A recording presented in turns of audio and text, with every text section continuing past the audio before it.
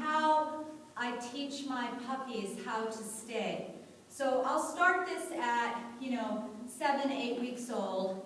And what I do is I just have a plate, because I don't like putting food on the ground. Sit. I don't like putting food on the ground unless it's on something that's very obvious.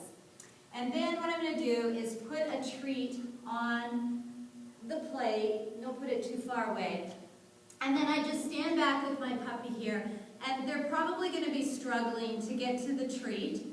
So what I do is I just hold them like this, and when they relax and I can let go of their chest like this, and they still remain in a sit position, then I'll release them to it. Okay, get it? Good boy, good. And then from there, what I do is I will go to where, once they've achieved that, now they're getting a little bit older, I can put them on a leash. Sit, is I will put the treat here, and they're on a leash, and I just am in different areas. If they go to get up, I just ask them to sit, and for sitting, that's, complying, they will get the treat off the plate. So just like he's doing now, I can pick it up and give it to him and reload the plate. And this way, I can walk around in all different areas. I can stand behind him, and once they get good at it, you can move in different directions, and I always reward off the plate. Now that's how I start my dogs on their sit-stay, by using this method. Then from there, I go and I do, impromptu sits where I go to put my jumps up and my dog is in a sit.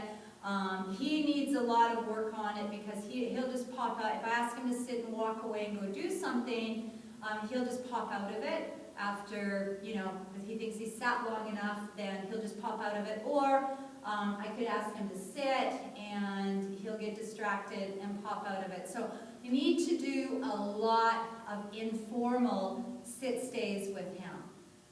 And he's still very young, so I'm working on that. Now, once I'm done with the plate, then what I've gone to with, I had to do this for Louis because Louis was moving, he was scooting a little bit on his sit-stay, and I saw this happening, and this is the main key, is that you have to nip this stuff in the bud. So as soon as you see it happening, if you're on it like a hot potato, it's not going to become a behavior. So for Louis, what I did was I built a platform like this. Well, actually I had John do it.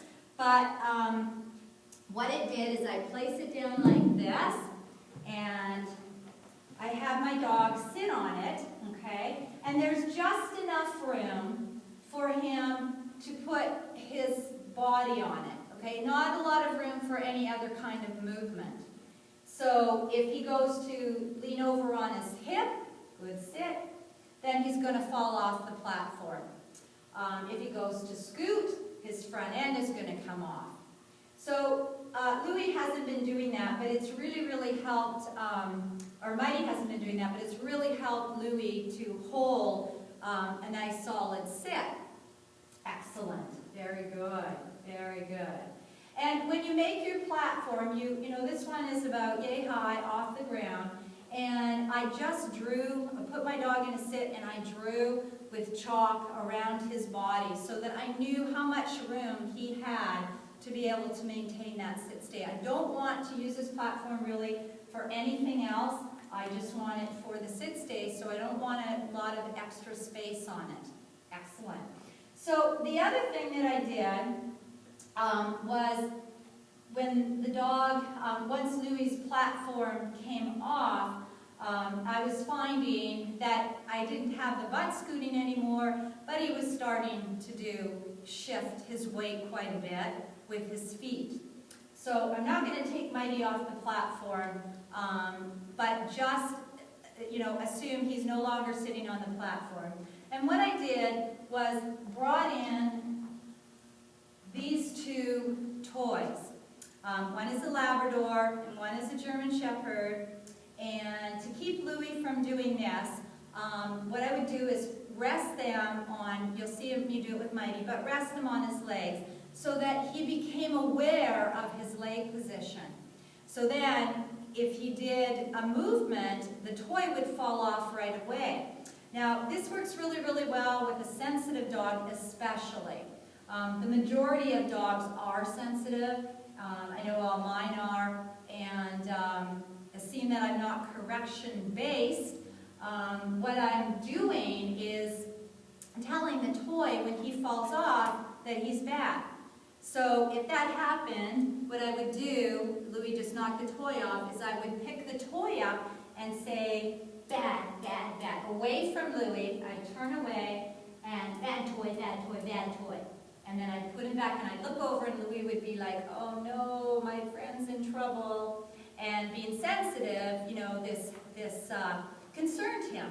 So what I would do is put the toy back on his leg and say, now you stay, good boy. And then Louis would just sit there for the rest of the duration. And it worked absolutely beautiful. So I'll show you just what it looks like resting the toys up against the legs. Sit, sit, good, sit, good, sit. Good sit.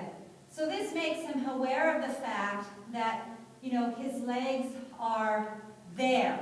I think sometimes they just forget and they don't realize. It's a very hard concept for a dog to understand, you know, not to be shifting his weight and moving about. So, you know, being able to use some management devices has helped tremendously, and it takes any pressure off. I don't even have to ask anything of the dog.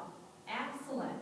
Now, the other way that I'm using these toys is I'm also using them when you'll see on the stand video that I did with Mighty, because I was getting a little movement on my stand, and this resting the toys up against his legs has made him very aware, and it helps him understand the concept of don't move.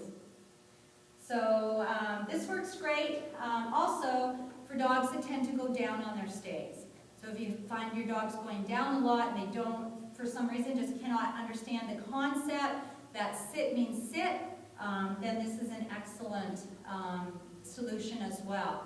I will take the toys away occasionally just to make sure that I am maintaining what I want.